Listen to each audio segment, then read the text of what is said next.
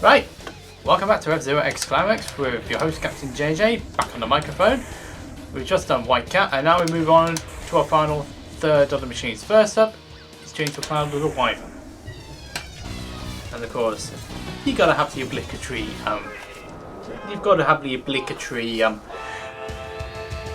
gap in order to make sure where you are. So, James McCloud, he's an instructor of sort. From what I know, from what we've seen on the anime, he's a combat instructor who has a bit of a deep, not so much hatred, but he's finding out on betrayal side of things. So, he makes his one and only appearance in episode number 33, appropriate name James McCloud.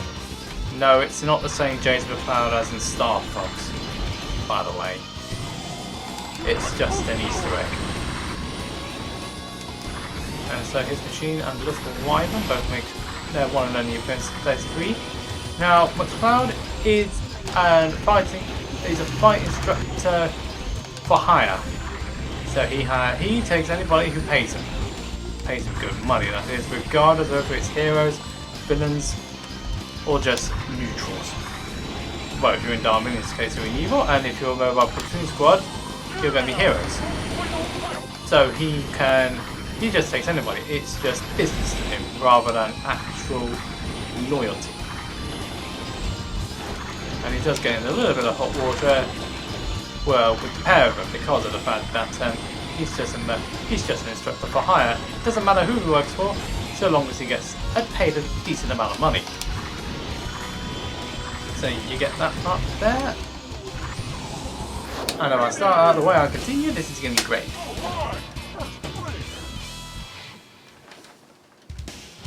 So, from what we first saw him in episode 33, he was training the mobile platoon squad. And not many of them were able to keep up with his training, which involves the heavy artillery and, well, gunfire. Any reference to episode 31 by any chance from Billy, but who knows. The only one really keeping up with that was Ryusasak, as we now move on to Half Dome. This is one of the harder tracks in this version of the game, let's be honest here. Okay then, so that was done purely to survive. I had to survive there, which is more like what could be said for Michael Shane. More on him on the next cover, that's Mr. Fate. Thank you, Gore, but you're going to pay the price for that, thank you very much. You see, I'm a mercenary for hire. I don't care who employs me so long as I get paid.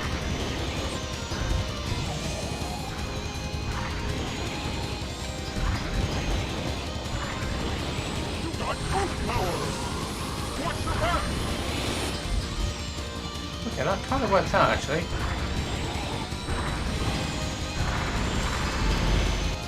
Unknowingly to the mobile platoon squad, he also trained Dark minions, you know, the ones like Pyrex and flipping egg. If I can actually find a way to get past his stash points, I'd be absolutely grateful.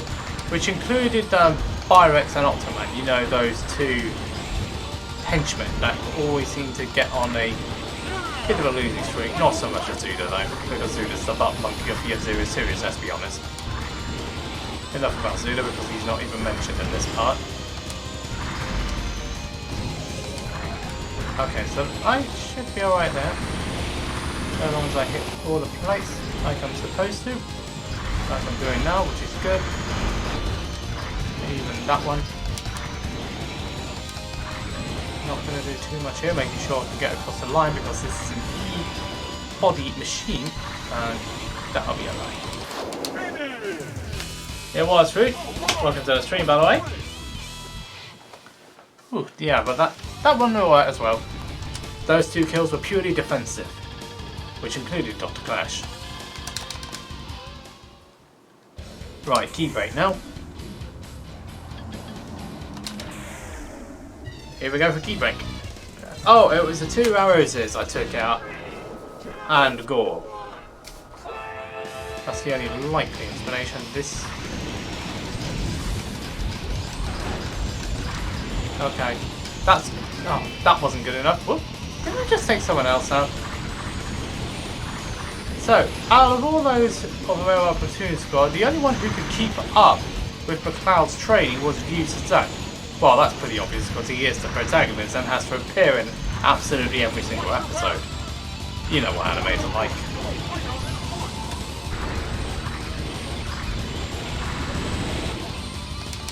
So he wants to learn from him, but Jack is... Okay, so that's just about good enough. Oh, that wasn't going straight into a destroyed machine, but I still don't know who I took off. Not that it matters anyway. So Ryu was the only one to keep up with McCloud's training. Jack was calling him a saying he was too serious, but then again, this is Jack. This is Jack, don't forget. He's the pop star, don't forget. I didn't get it down enough. So I had to lift the machine up in order to compromise myself, in order to get myself back into that area. So I kept the machine alive, which was more important to me. Don't even want to be losing a life this early on now. Take the jump. But what they don't know is that, McCloud actually changed Darminion. We'll get onto that one a bit later. So we go on to the Grand Prix, and everybody's just going for it. I think, no, it wasn't Super I took out, it was someone else. Also, welcome to the Stream Creep Screens. Yeah, we're on the last stage of this. Whoop, one gone, that's the wrong way. Oh, it was Optiman. Speaking of the devil, I was saying about Optiman, and I was the one who took him out. Right, so E-body machine of this track.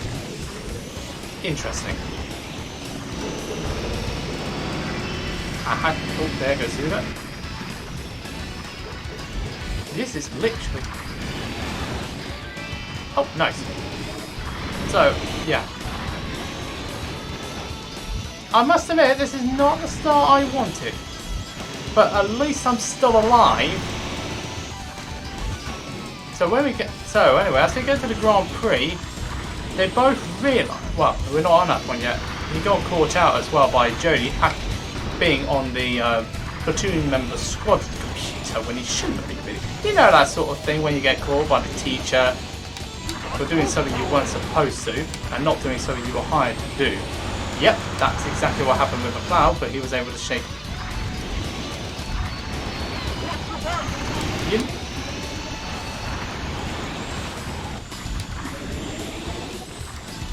Yeah, you know how problematic this was when I couldn't get past everybody on the opening lap. I'm going to have to do it on this last lap now, but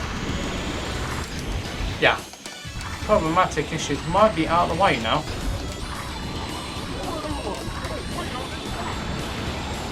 Yeah, it might well be out of the way now, which is good.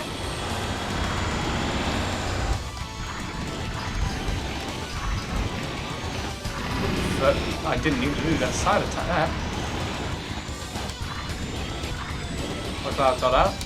So basically McCloud said to Jody that he's a hire man. It doesn't matter who pays him so long as it doesn't matter who he trains so long as he gets paid. Which is what I mentioned earlier. So we're going to the Grand Prix, and the Mobile Platoon Squad and Dark Minion were fighting each other against.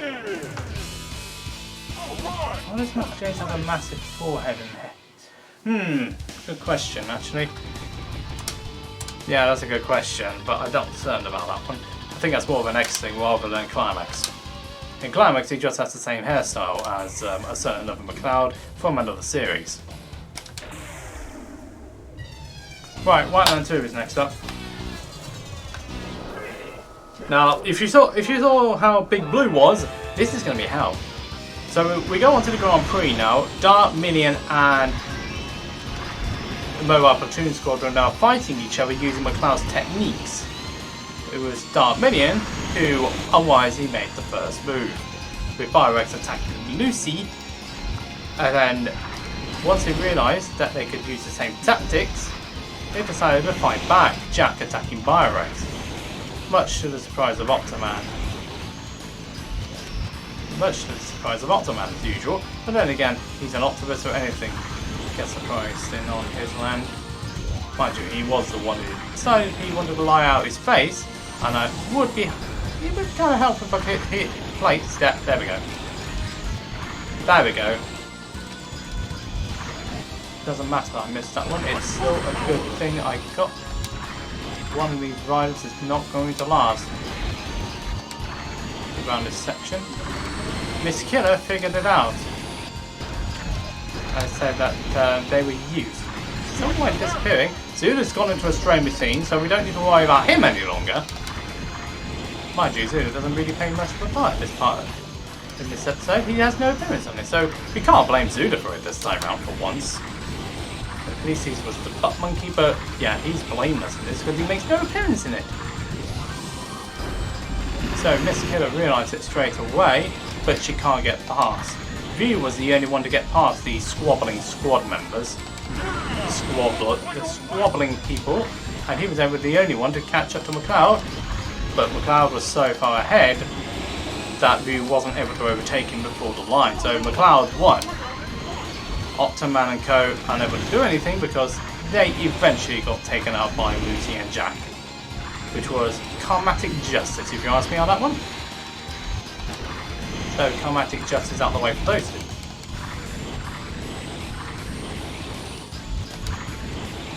And now, after the race, Miss Killer sarcastically congratulates McLeod on the victory. I say sarcastically because Dark Minion was used by them.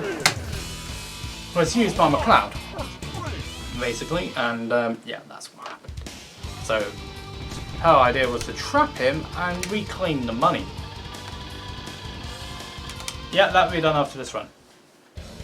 So, Lost Way is now the last track. Now, they were just about to get to him when a certain user Zack appeared on the scene and managed to rescue him. McLeod was holding his own until he got surrounded by the Death Soldiers, because he had a good tactical brain, being of an ex-mercenary.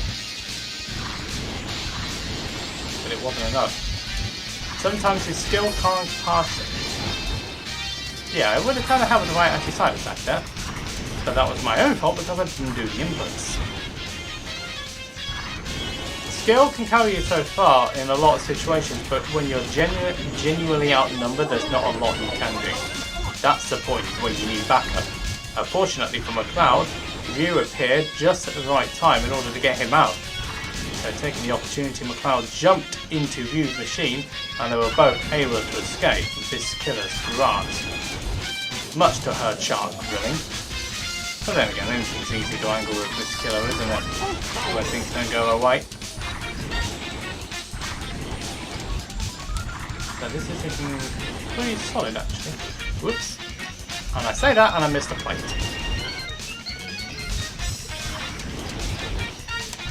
Forgot to mention also that McLeod has a different type of coffee when he was seen to the Falcon House. So he's quite a reserved person really, outside of his paid work.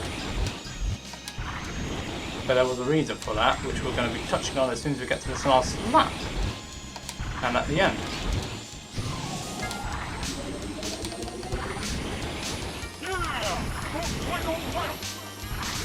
Yeah, you can tell I'm not exactly warmed up here, and this is one of the hardest tracks.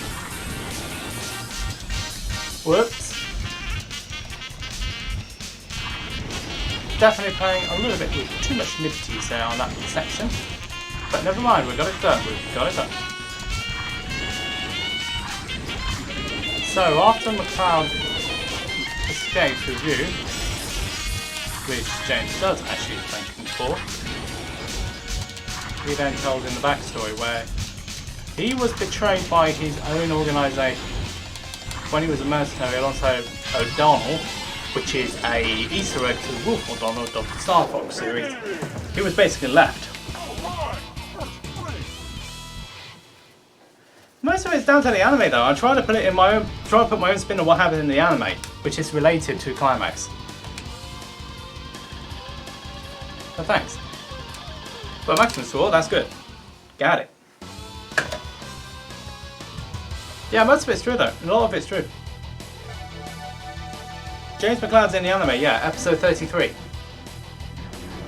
Not Wolf O'Donnell, but his partner was called O'Donnell in the anime, and he was killed in action believing McCloud had them fend for himself, so that's why he became more of a reserved person and became the paid mercenary. But having seen what Ryu can do, he livens up a little bit, and he has a changed outlook in life, which is looking at a positive side of his character. He's more of a misunderstood character based on past actions.